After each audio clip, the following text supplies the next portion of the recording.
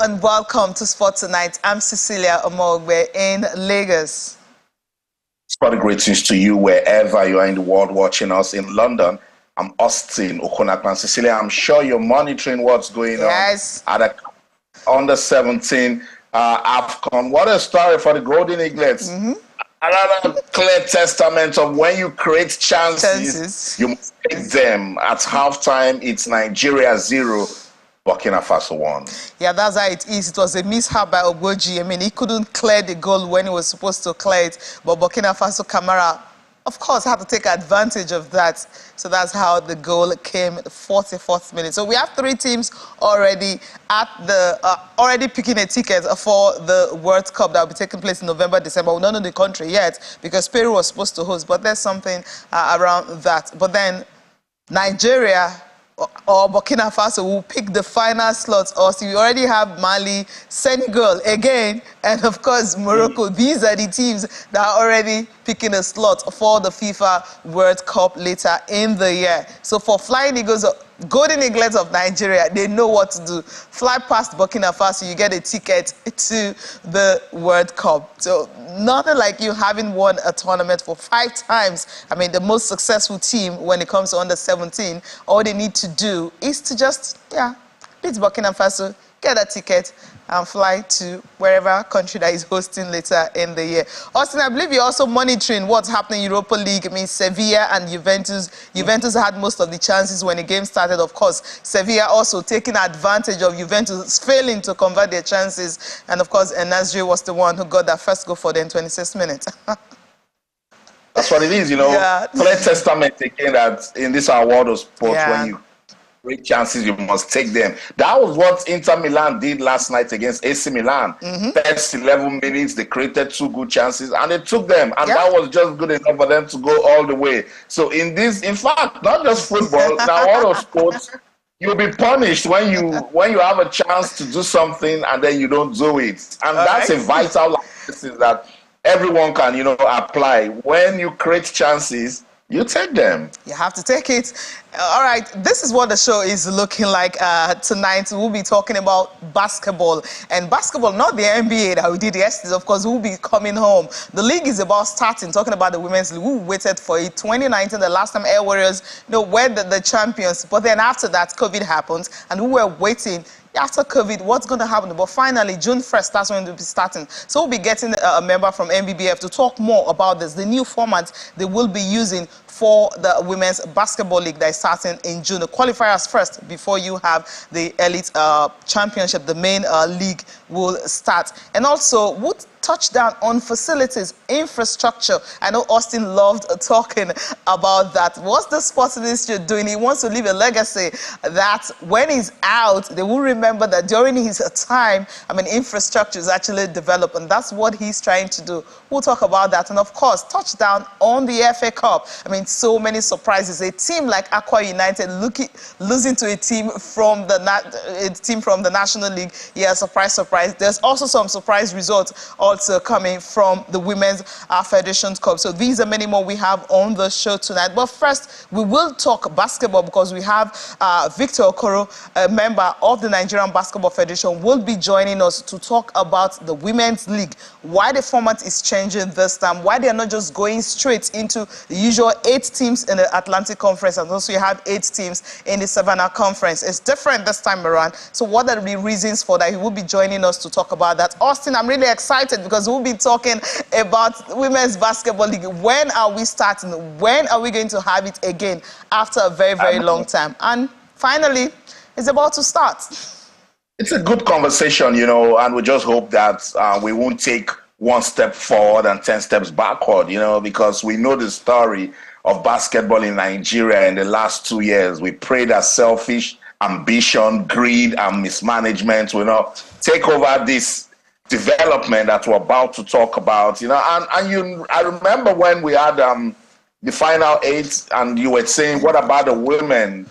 I think that they listened, because it's very important that will carry women along. And when you talk about basketball in Nigeria, put the Tigers and the Tigress side by side, you know who has given us sweeter stories. And a vital component of that story is what they have done from league football. So I'm waiting to hear what the board member from the MBBF will talk about. I want to really know if there's some sort of stability now, if they are ready to work, if they have a unity of purpose, and this time around, if they are truly ready to, give basketball the required development that it's yearning for in Nigeria. And let's just take a look at the teams that we'll be having. We'll start from the Atlantic Conference. Then you have them. First Bank, of course, perennial champions. They won the title about 9 times. Dolphins have won 1. Sunshine Agents yet to win. First Deporters about 4 times. Oluyole Babes also part of the team.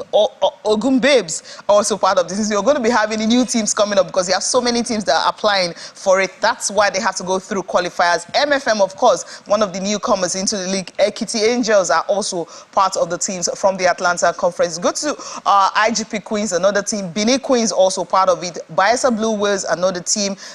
Abia Black Gold, that's another team. Coal City Queens also joining. Delta Force joining. NAF Ladies joining. Kwara Ladies, these are part of the teams that you have from the Atlantic Conference. Of course, they will be playing all their games in Benin City starting June 1st. You move to Savannah Conference where you have Benue Queens, FCT Angels, Nasarawa Amazons, Plateau Rocks, Air Warriors. Of course, they won the last one in 2019, shocking everyone. We're happy with the new teams coming up, but then somehow the growth was stunted. They have Nigeria Army Amazons also taking part, Taraba Hurricanes, another team, and Kada Queens, another team also from the Savannah Conference. Zamfara Queens is there. You have Adamawa Angels also there. Bonu Kanemi Queens also there. Kanu Ahib Queens, another team. Nigeria Customs, of course, perennial always. The Nigeria Immigration also always there. Boko City Sparks, another team from Savannah Conference. And they will be playing all their games in Zaria. That's Kaduna State starting June 7th. So we have so many teams. And what MBBF is trying to do is streamline these teams and ensure you have 8 in the Savannah, 8 in the Atlantic Conference, and then you have the Elite Basketball League. So if we have our guest joining us from our Abuja studio, Victor Okorev is ready to join us to talk more about this, because there's so much to talk about. Why are we having this? Why are we having this? I mean, why do we intend to go through this process, and what are the reasons for that? So Victor Okorev is joining us from Abuja tonight, a member of Nigerian Basketball Federation, and also he is the chairman of Abia State Basketball Association. Good evening. It's good to have you join us. Good evening. Thank you very much. It's a pleasure to be here. All right. Now, for the first time in 3 years, we are having the Women's Basketball League back. I mean, so many things have happened down the line. We wouldn't want to go into the politics that happened when the league was suspended, and finally we are having it back. So why did it take so long for us to have a league after all the cries from players? I was trying to get the player down here in the studio. I discovered that players have even left Nigeria for other African countries to go play basketball. So, I mean, thank you very much. This is, I think this should clear the air for the question that you've asked. The last time we played the Zenith Basketball League was 2020-2021 season, and you know that after the COVID, we've struggled, back and forth trying to stabilize the federation. Now the federation is stabilized, everybody is back, we are all friends, stakeholders are working together to try to make sure everything works out very well. So the federation has taken so much time to look at the backlog of teams that we've had from the last 2 years. And the Zenith committee and then the technical committee have been, looking at the whole request for teams to play the league. So the federation came up with this idea. We cannot just sit down and select perennial champions and then bring them to the Elite League. So what the federation has done is open it up to all 32 teams that have applied, new and old, to be in the Women's League. And we'll bring them all to 2 conferences like you've tried to explain. And then let everybody merit being in the Elite League. Zenith Bank has been so gracious to stick with the federation over these years, And we are happy that they have also decided that this year and in the years coming, they're going to continue to sponsor what we do. The whole idea of having the elite league is so that we can also have a Division 1. Like Okonakpan said, the female league is, the female Tigers have done so well in Africa. So what the Federation is trying to do right now is also to give opportunities to our ladies at home to experience, to have an opportunity to play, and then to also be selected. Because if you know, in the next in the next 2 months, we are going to be having Afrobasket in Kigali, and the Federation is hoping that at least some very good talents will be selected from home to join the other players coming from everywhere in the world to camp and be selected for these Afrobasket women. So that's what we have done so far. And like you said, we are starting by June 1 in Edo. By June 7th, we'll be in Zaria, so that we can have these games played over a period of 2 weeks, and then select the best 8 from each of the conferences. This best 8 will kickstart our elite female championship for the year. I think it should go on in between 2 or 3 phases, so that you have the girls playing close to 30 games in a year. And we believe that the start point for them playing 30 games in a year will help improve the girls, help them find their form, you know, because it's been a while that they played something competitive in the country. And then the national coaches will have their hands full, you know, to look at the girls, select the best ones that will represent the country, and then the other ones playing Division 1 will also have an opportunity to improve and then get themselves to the elite league. All this will be sponsored for now by Zenith. We're also hoping to open up talks with other sponsors to see how we can continue to improve the female league. Many questions for you that he will want to ask you concerning the development of the game and also having, you know, basketball starting. Austin, over to you. Yeah, good to have you on the program, Mr. Okoro. I'm concerned about the unity of purpose and how the NBBF is operating now. Are you guys united? What's going on with the leadership of basketball in Nigeria before we talk about this women's league? Well, the president of Nigerian Basketball Federation is Engineer Musa Kida. There is no dispute about that. Everybody has sheathed their swords. And if you've noticed, in the last 4 to 5 weeks, we've been having competitions in various places in Abuja. We have had all our friends come together to either prosecute this championship or come together to make sure that everything goes on very well. And you know, like from the question that you asked, Abuja was supposed to be the hotbed, but everybody now is towing the same line. There's no more division, even in the federation. You know, it's like a family where sometimes you have quarrels, but it still doesn't stop the family from being one. So for now, we are good. We understand that, you know, the times for quarrel has gone. So we are all working together to try to make sure that we have the same purpose. And if you have followed us very well, the Federation has continued to reconcile all members. We are gradually bringing back everybody to the fold, and we are working together to achieve the same purpose. So we are good now. It sounds good. Okay, I needed to get that out of the way. Let's talk about how you guys picked the teams for this women's league. I see we've got some good teams in there. What was the selection process like? Okay, basically, there's really no selection process. We are working with the teams that we've always had in the last 3 years, and then we had close to 8 to 12 teams that applied to also participate in the Zenith Women's Basketball League. So we are giving everybody an opportunity to qualify themselves. Instead of picking 8 teams, the federation is opening it up to all the teams to come play and then qualify yourselves to the elite league. So the first 8 teams from each of the conferences will qualify to the elite league. Those that do not qualify to the elite league will also have their own opportunities of playing the Division 1. So this year we are also going to kickstart Division 1 in Nigeria for female, which has never happened before.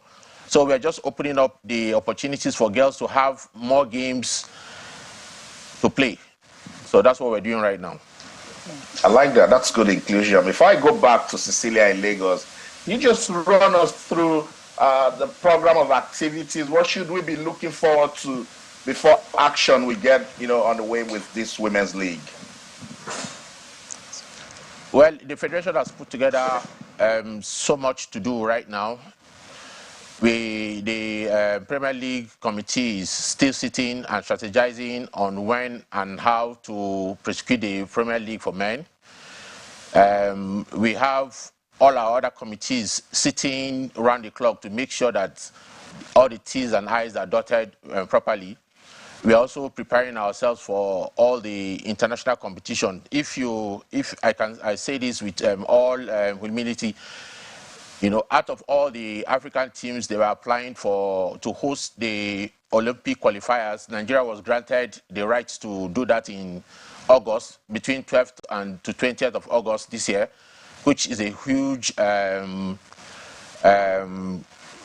achievement for the federation, because we had close to 20 African nations bidding to host, and we got that based on our records before now. So we're also going to be participating in the under-16 in Ghana. It's been a while. The last time we went for all those junior championship was in Cyprus. That was like 3 years ago. But the federation is also bringing back the participation of the country, men and women, for the under-16 in Ghana in the next 1 month. Preparations are ongoing also for the 2023 AFCON that will be holding in Angola. There's a lot to do in the next 3 months. So everybody in the federation has their work cut out for them, and there's been no sleep for anyone in the last 1 month, because all hands are on deck. We are reaching out to all our friends, all stakeholders, just to try to make sure that everything goes on very well. So this year is going to be filled with activities for basketball. Interesting. We are happy with the progress that you just mentioned. Now, we've talked about when the elimination will start. But when are we starting the main league? Are we also going to see maybe a long time before we have the date for that? Because sometimes when MBBF announced that they intend to have a particular program, we have to keep waiting. I remember in February, we said we're going to have the league. And now in May, that's when we landed, okay, starting in June. So if you're having the elimination stage, talking about qualifiers now, to play the elite basketball league with 32 teams, when are we having the elite league and the Division 1 you talked about? Because after those that did not get into the elite league, we have to start playing Division 1. Then you have Division 2. Subsequently, you have more leagues in the women's basketball. When do we have this? Do we have a calendar for these that you talked about earlier?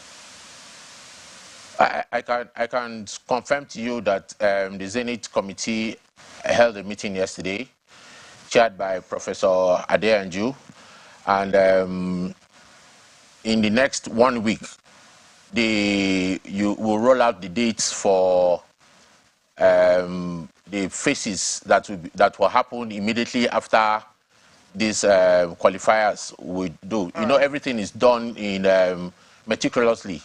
Okay. Why? Because in the next 3 days, we'll be finishing our total Division 2 in Port Harcourt. So the federation just wants to make sure that everything is done the way it's supposed to be done, so that we won't have mistakes, we won't have anything left behind. Okay. So I think that in the next 4 days, during the next meeting of the Zenith committees, the dates for the phase 1 of the Elite League will come out. All right. And then they also roll out all most of the things that the teams will be entitled to by the All right. time they qualify to the elite league. So Okay. a whole lot is being put together to make sure everything is properly worked out. All right, we're excited with this kind of progress that NBBF is having. Hopefully, we get to have you again on the show to talk about more of the progress of the NBBF. Thank you so much, Victor Crow, for joining us tonight to talk about women's basketball and also what's currently going on and what NBBF are doing to ensure that we bring back that excitement we once had when we're having games week in, week out, and also competing at international level. Thank you so much, Victor, for joining us tonight. Thank you very much. I appreciate it. All right, we need to go on a break. When we come back, of course, we'll be talking about infrastructure and how can we actually use the Medical Sports Science Development Center to help enhance performance of athletes across the country. Welcome back. Austin, I mean, we heard from him and everything he has talked about. Hopefully, everything will be done and not just talking, and then we'll keep waiting when is it going to happen. But we're happy with the progress they've made so far. You see, that's all we can do as the media being the watchdog to the society. I wanted to ask him if there's peace now in the NBBF, and he says no problem. You also put it across to him that we're expecting this Women's League in February. This is now May. How much more will we wait? We'll continue to hold persons who are in leadership position accountable, because we cannot keep playing with the future of young persons. You know, these ladies haven't played basketball for over 3 years now. And as you mentioned at the start, before you started talking to Mr. Okoro, most of them are now going to Benin Republic, Ghana, and neighboring countries to play basketball because they have God has given them talents. It's unfortunate that whatever has happened. Yeah. But I'm glad that now they want to do the right things. We will ask questions again. Maybe in about a week or 2 weeks' time, we'll say, NBBF, give us updates, what's going on. That's all we can do. And we just hope that this time around, they'll get things right. Amen. Amen to that. Bolu Omoni is joining us via Zoom in Lagos. Bolu, good evening. It's good to have you. Good evening, Sisi. At least I'm happy to see you. Austin, I'm still there, brother. I'm here on the day where, well, the Golden League letter, all is not well so far. All is not well. Okay. No, but Bolu, it's not 2-1. They've just put one back. So it's 2-1 now. Let's just hope that they can, you know, in the next 10 minutes, get back into the game and then kill it. Yeah, That's some good news. I think I'm excited to hear that one. Why are the Awesome. Burkina Faso so stubborn? I remember against, it was Ghana, right? Waffle, I think in Ghana, we actually beat them 1-0, right? Same Burkina Faso. We should be able to get this right and get the World Cup ticket because these guys are just too talented to live at this stage. All right, Bolu, let's quickly go to this one. Talking about the federal government releasing 2.4 billion for the High Performance Center. They are talking about 2.4 billion. That's the Federal Executive Council released that when they had that FEC meeting last night for construction of the National Sports Medicine and High Performance Center project, which will be completed in 3 years. Now, we know South Africa in Pretoria, they have one. I think that's the only one we have in Africa. So Nigeria is trying also to take a cue from there and also have one where you have all the facilities for conditioning of athletes, accommodation, gym, and everything you can think of will be there. I mean, this is a new development. What do you think about this? Well, if it eventually works out well, I think it's something good. I remember Channel TV, one of the producers, Irene, that went on a tour to Morocco on their tour around where we saw facilities, everything ready. We talked about how we could have something similar in Nigeria where you don't have to be looking for where you used to train today, go to Benin, go to Benin today, Edo State, go to Edo tomorrow. We have where we can be rest assured that when it's national team, everything is set up. We talked about South Africa. South Africa probably left everyone behind. And the interesting thing is they are not even as talented as we are here in Nigeria. Despite that, they are way ahead. So hopefully this thing is not just words of mouth because it's Nigeria here. When you release something, it's different from disbursement. Hopefully, this one is not just words where some persons will say, well, it was the previous administration, not ours. This is something that should have happened 400-500 years ago. Now it's going to happen now. I hope it works out well. These are the kind of news we want to hear. No violence here, not disruption there. This is something positive, and I hope in the next 3 years, we get to kick this thing off and we can boldly say We said it will happen, and now it is happening. So I think it's a great development. All right, let's hear from the Minister of Youth and Sports, details of why this is taking place now. Over time, in the past decades, one of the drawbacks of sports development and athletes development has been the lack of a high-performance center. Global sports development practice has high-performance center as a major component of conditioning its athletes. It takes your athletes beyond just raw talent to some level of sports science and precision.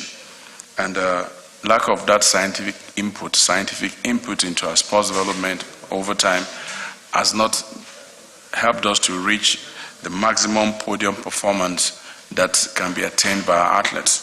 We have seen our other athletes, particularly in Kenya, where we have something close to that, in South Africa, where we have something close to that. We see what their performances are. So we got approval of 2.4 billion naira to build within the next 3 years a national sports medicine and high performance center at the Mashood Abiola Stadium. As we speak, more than 80% of the equipment that will be needed, some of them, digital equipment, are already secured and obtained at the Mashood Abiola Stadium. What we need is to construct the specialized building where we're going to install all of this. And if this is done, the number one high-performance center in the whole of the African continent is the one in South Africa. And if we're able to complete the one in Abuja here, that will be the second one in Africa.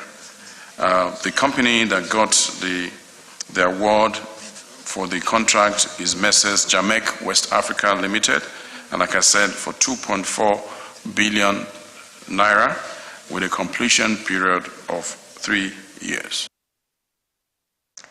All right, over to you, Austin. Infrastructure and everything. I know, Cecilia, I always talk about it that for a country's sports to excel, infrastructure development must be top-notch. And I must comment on the Daria and his team, actually, because when they came out with the Adopt a Talent initiative, they didn't just stop at just talents. They also, brought about Adopt a Pitch. And from there, they kept on widening that ambition.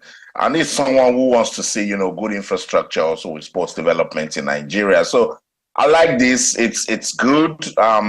I just worry for maintenance, Sometimes we easily say these things, get them done, and then 1 year after, when you go look at it, you will cry. There's one in Port Harcourt. Go have a look at what it's like, and you'll start asking questions, So he just mentioned that it will be done over a period of 3 years. I pray it doesn't expand to 10 years. I pray that when they're out of office, it's the same zeal and ambition that the next sports minister will come, and then continue this project. So, Cecilia, if it's just talks, this is 100%, but at the point of action that I'm waiting for, I'll wait till they get onto it, and then we'll score them. Yeah, the next line of action, Austin, is that of a national stadium. That's what he also has been talking about. Let's just take a listen to him. Prior to the last match that was played by the Super Eagles, there is a report both with the NFF and the ministry. The CAF and FIFA team came, and they certified Uyo Stadium and Mashood Abiola Stadium as the best in Nigeria. And they said the one in Abuja is number one. You can check that out. It's also reported if you just do a mere search. It's also not true. You must give this administration of President Muhammadu Buhari a lot of credit. The ministry 2 days ago released the list of renovations and upgrades that have taken place at the Mashood Abiola Stadium. 24 of them, 24 renovations and upgrades have taken place. At the stadium in Surulere, 16 upgrades have taken place over time. More than 11 functional areas. Surulere, over 380 Nigerians go there daily. Families, children, mothers. What do you think they go there to do?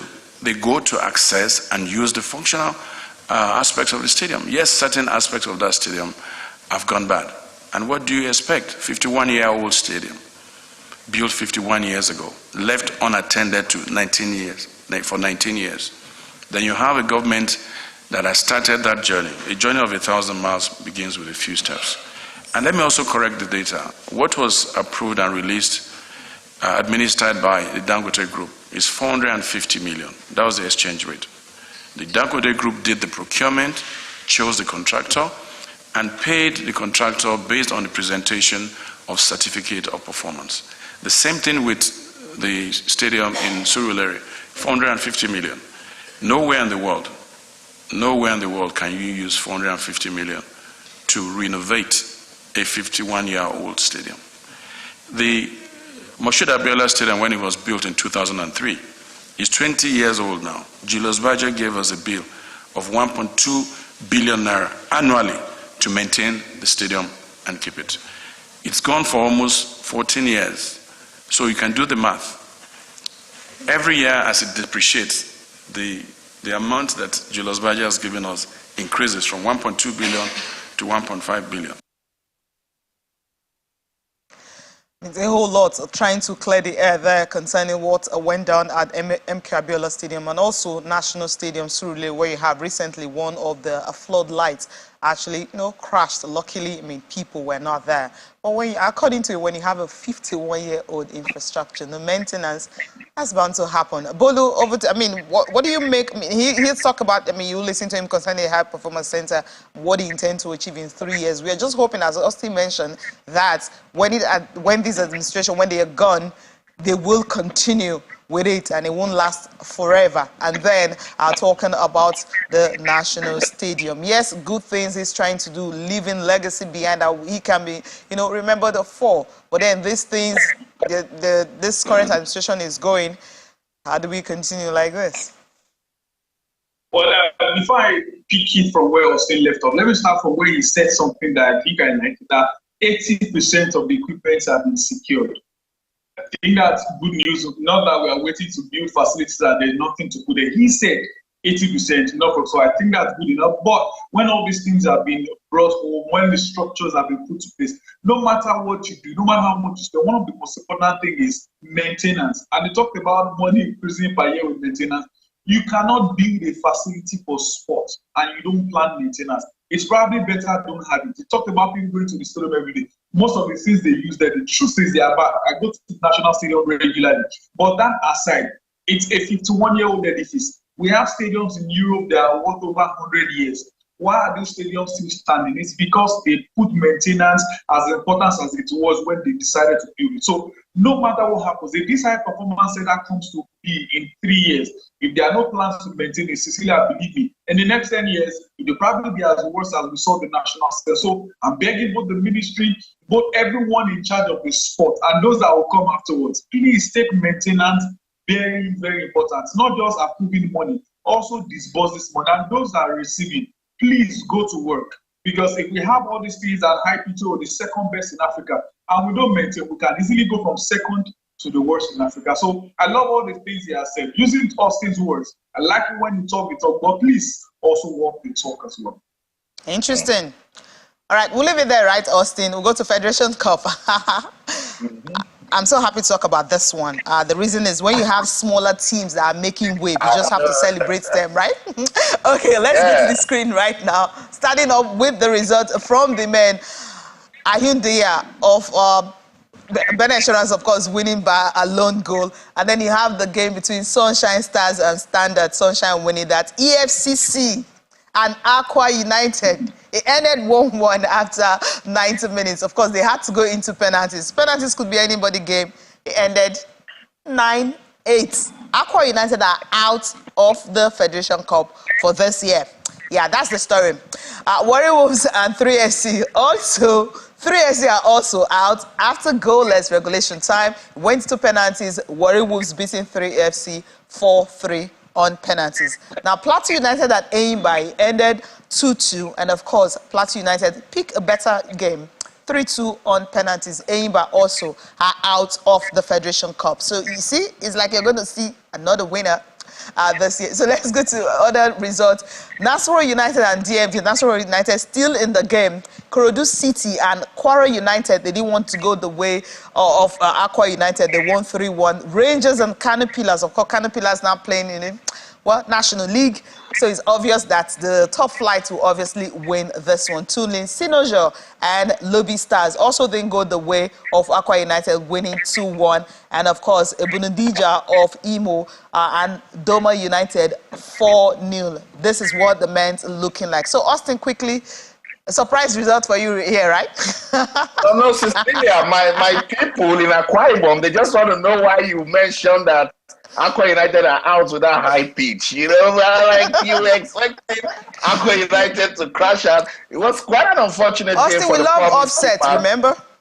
I love upset, and this is the upset club. But Cecilia, Eimba, they are also out. Shooting Stars, they are out. Kano Pillars, they are out. You know, Aqua United, they're not defending champions. But I understand what you mean. We expect the big teams to win, but with the upset cup competition, it doesn't happen that way. So shout out to the small teams that got us talking. That's the joy of the Federation Cup, and that's why each time the NFF tried to play around this competition, it hurts us so bad because it gives us an opportunity to talk about the small teams. So we're waiting to see more upsets in the Federation Cup. Bolo, a quick one on the surprise teams that are at Aqua United 3SC Eimba. Okay, Kano Pillars, yeah, they used to be big boys, but right now, Robbie Shoulders with the smaller boys. Well, EFCC should be that Aqua United. I think that has to be the headline of any story. But Doma United are doing what they are doing in the class. They can't remember how to lose. Okay. Everywhere they are winning. And here in the Federation Cup, they are still doing so well. Like Austin said, everyone likes the Cinderella story, and the best way to see Cinderella stories has to be in the Federation Cup. Okay. So I can't wait to see who will make it to the semi-final. Hopefully, I don't want to say Doma United and maybe better the chance in the final. Let's see how interesting that game will be. For the teams that came from the NNL, doing well in the Premier League and also getting to the FA Cup final. Yeah, interesting. All right, the final one will go straight to the women. Of course, you have the teams already through to the quarterfinals. You have the final 8 already. Now, round of 16 result, Fortress Ladies beating Honey Badgers at 2-1. Heartland Queens and Lakeside Queens. Lakeside Queens winning 4-2 on penalties. Lakeside play for Wafale, which is the 3rd tier of the Women's League. Edo Queens 5-0 over Morimadu team. Robo Queens and Royal Queens. Royal Queens didn't turn up, so Robo Queens, they got all 3 goals. Let's take a look at all the results. We have Nasarawa Amazons beating Nigeria Rotters 2-1. Rivers Angels Blessing Okwe scored the only goal against Oshun Babes. They won. Of course, Delta Queens don't smiling. Continued our beating run they had all through the regular season in the league against Moje Queens by 7-0. So you have Bayelsa Queens, FC Robo, Nasarawa Amazons, Delta Queens, Fortress Ladies, Rivers Angels, Edo Queens, Lakeside Queens, all through. So we have 2 teams from the 3rd tier of the Women's League into the round of the quarterfinals of the Women's League. But then that's how we're going to end the show tonight. Oh, so Austin, yeah, we got to go. Flying Golden Eagles of Nigeria, how golden are they performing? They're fighting, Cecilia. I just hope that they can get back into this, see if they can drag it to penalties. It's 2-1. Abubakar Abdullahi put one back for Coach Induka Ogbade's team. They are fighting, they are pushing, but Burkina Faso still determined to hold on to that 2-1 lead. In the Europa League, nothing much has changed except that Roma has taken the lead in that fixture and Sevilla still lead Juve 1-0. That's the show in London. I'm Austin Okonakpan. In everything you do, remember, keep talking sports. Bye for now. Yeah, Bolu, thank you so much also for joining us tonight. Yeah, so it's a pleasure being here. Thank you so much for watching. I'm Cecilia Mogbe. Have a good night's rest.